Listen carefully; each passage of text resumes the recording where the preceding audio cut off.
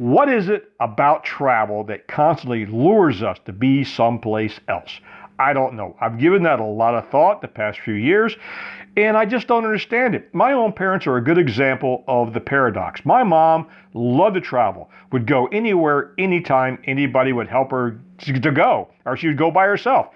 My dad, happy to go to work and come home, go to work, come home. He would only travel to shut us up so we wouldn't complain all the time. So what is it about that draws us to the road? I don't know. So this is a great opportunity to talk to Miriam, the other half of our travel channel, John and Miriam's Travel Vlog. Because she's still working full time, she doesn't get much screen time. So I thought this would be a great opportunity to let her tell her story of her travel experiences when she was younger and as an adult, and explain why is it that she enjoys our brand of adventure travel. Now, what do I call it, our brand of adventure travel? We don't go climb mountains. We don't go in the back corners of the earth and eat bugs and snails to stay alive. But we have a little bit of a watered down approach, but it's still adventure travel for us, and we enjoy doing it. And why is it we enjoy doing it? So perhaps she could shed a little light on that. So that's the topic of today's video.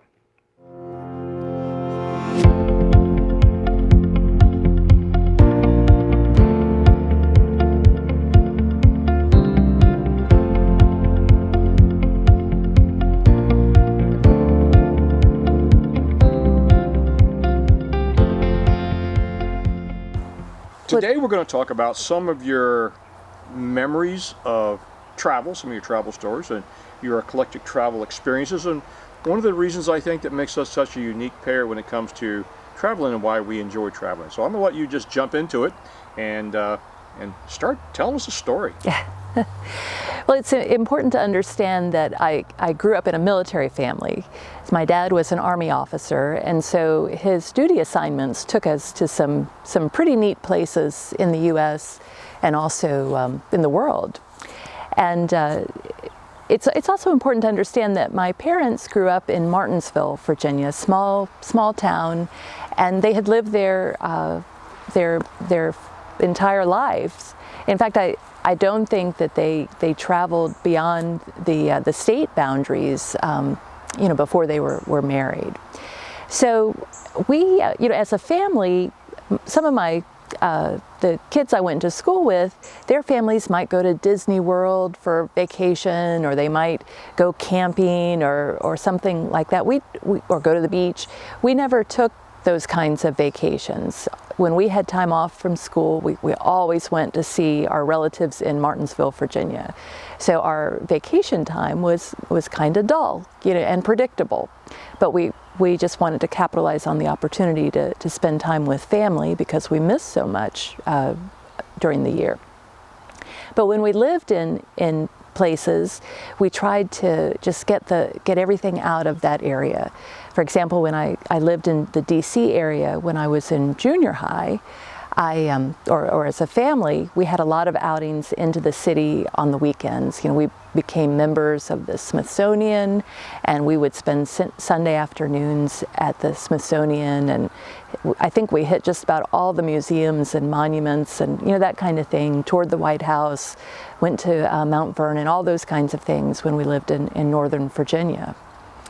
But when I think back about my memories as a child, it's hard to decipher what are actually your memories and what you remember from stories that have been told, about those early years. But the first story I remember hearing about travel was when I was about 2 years old. My dad had orders to Heidelberg, Germany, and as my mother tells the story, I screamed bloody murder on the airplane. I don't want to ride any old airplane. Air travel is hard on small children. And I guess the next travel memory I have is I might have been like 3.5. It was spring break from school, and we were living in Heidelberg, and my parents took us to the Netherlands. And I think we saw the miniature city and tulips, and I'm not sure what else. I think that's one of the reasons that I enjoy watching Itchy Boots, is because, she's taught us a lot about the Netherlands, particularly last year when she had to come home during the pandemic. But the photos of that time, we all look like little beach balls because it was so cold. My mom had to dress us with all the clothes that she'd packed for the week. So we look like little butterballs. I don't remember, unfortunately, very many things from living in Germany, which is unfortunate, but I'm very grateful that as a teenager, we lived in Izmir, Turkey, and that was a different story. I have very vivid memories of that time, and that was just a magical time, and I really treasure those memories and the people we met in Izmir, both the Turks and the Americans, and it was just a wonderful opportunity to live within the city, to have Turkish neighbors and to be a part of a very small American community abroad.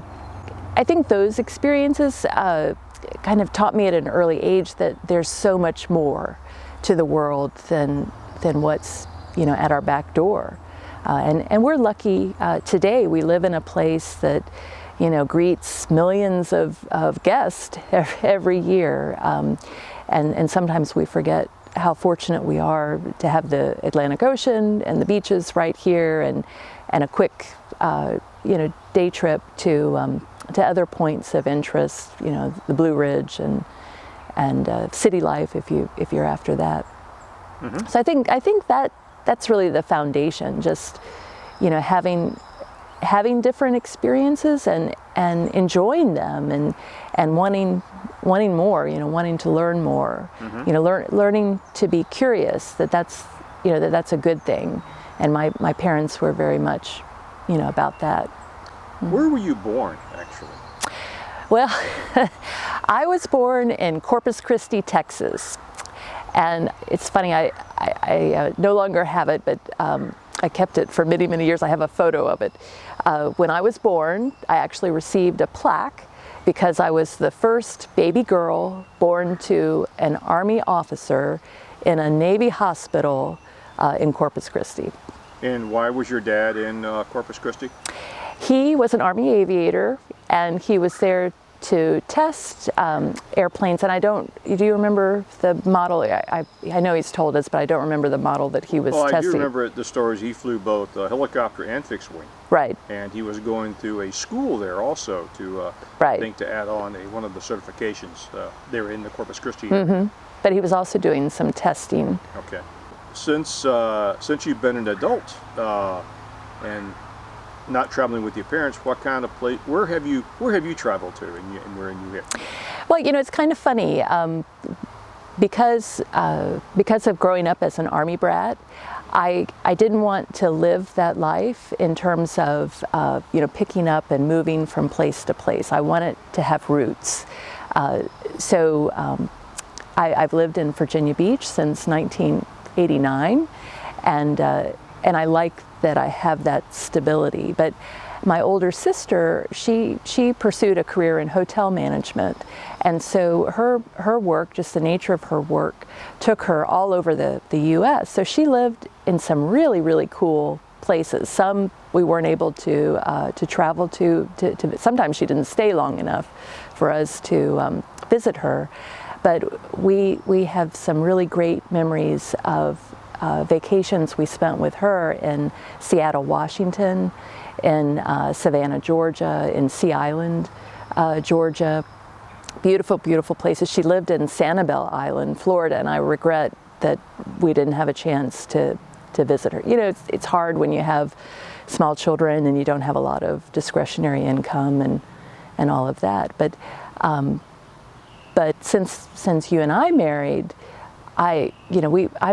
together we have traveled more places than I had traveled in my adult life, all those years leading up to when we married. So, that's been really cool. I never thought I would see the Rockies and I had visited the Grand Canyon before, but when you and I went back and had that that really cool hike that just about wore us out. That, I didn't have those kind of adventures before. And because of your work with the city, you were part of many groups that helped navigate city policies throughout the country, and you get to travel a little bit there. Yeah, that was cool. It was the Major Cities Chiefs group. They had a kind of a small group of folks who worked in human resources like I do, and so we would meet every year and research and write a paper on some relevant topic. And so we would always meet at the FBI Academy, which was kind of cool for our first meeting because they would give us free accommodations. And then when we met to finalize the paper, one of the member cities would host. So that's what took us to Phoenix that time, and we got to go to Toronto. That was really cool. I loved Toronto. That's the only time you and I have been to Canada, and there's so much more that I would love to see in Canada. I would, Vancouver and Quebec, just so many places. I just really hope we have an opportunity to explore. So of all the places you've been, what is, would you say, and I know the answer to this, one of your favorite memories of one of your favorite destinations where you've been? Well, you may be surprised at the answer. When we lived in Turkey, I regret that we didn't travel more to the surrounding countries. And just to re-emphasize, when you were in Turkey, you were not in base housing on a military base. No. We lived in an apartment. In the city. On the economy, we used to call it. We lived on the economy. So Mr. Gamel owned our apartment building. He was like the Purdue of Turkey. He was a chicken processor. I don't know what the proper. Say farmer, but you don't grow chickens. And it was really cool because we never he would bring us double yolked eggs and chicken, as well as dried figs, and we ate so well. But within Turkey, there were a couple of excursions that I had the opportunity to experience. We went to Pamukkale, which was a really beautiful place. We didn't really tour Istanbul, and I regret that. Never made it to Ankara. But my mother and I had this wonderful long weekend. It was we had taken a class on Turkish culture and history, and the grand finale of the class was this long weekend in Bodrum. And Bodrum is in kind of the southwestern corner of Turkey, so it's where the Aegean and the Mediterranean seas meet.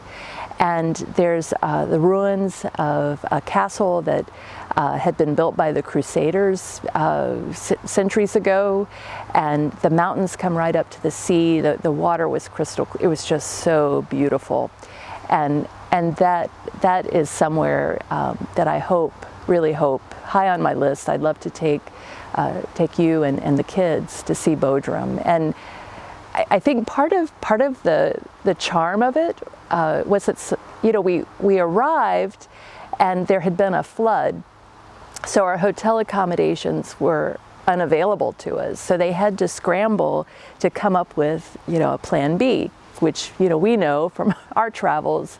Always have a plan B, and sometimes that's when the adventure begins. So my mom and I were in this room with bunk beds, and we shared the room with two teachers, Americans who were teaching at the Department of Defense School in Izmir. And it was kind of the deal where you have a bathroom down the hall, and I think we did have a European style toilet, but it was a wet bath. So when you took a shower, like in some RVs, the whole room, was wet and that kind of thing. So,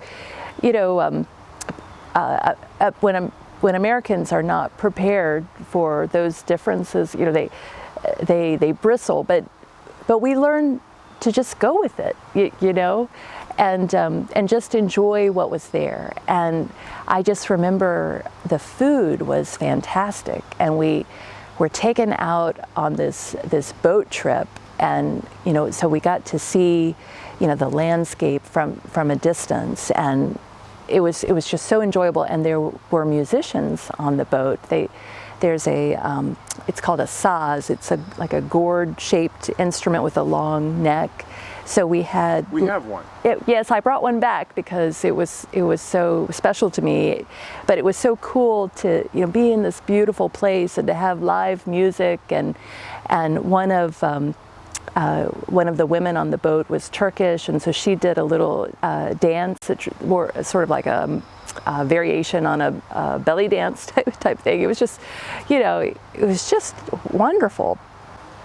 So in your travels, I know that it's been our experience that oftentimes, because of the nature of our travel, we like to call it adventure travel, but it's really not full-blown adventure travel, because we don't head out into the real hard wilderness on a Spyder or backpacking, just because, well, we're getting to the point we like a few creature comforts, but we like to push ourselves a little bit. Yeah. For folks who are in our age group, who typically watch our videos, they're concerned about the creature comforts and things not working out as planned. In all of your travels throughout your life, in Turkey, with our travels, what would you tell folks who are on the fence about trying something new when it comes to what we call our brand of adventure travel? Yeah, John, I think it really boils down to how you live your life. The philosophy that you have. I think you can't take yourself too seriously. You can't worry too much about appearances. I have a lot of bad hair days when we travel, but so what? The important thing is we're out and we're doing and we're experiencing. When I lived in Turkey, as an example, it was less than 2,000 Americans who lived in that city, and Izmir at that time was the third largest city in Turkey, and I know the population has grown exponentially since I was there in 1979. But there were Americans who were absolutely miserable in Turkey. They had the same opportunities I had, but they didn't see it as an opportunity. To them, if their daily living didn't meet, if it wasn't exactly the same as what they had experienced at home in the United States, then it was unacceptable. And you can't have that mindset when you're traveling, because you're not going to have all the comforts of home. But you have to look at what you're getting to experience that you don't have at home, and look for ways to connect with people.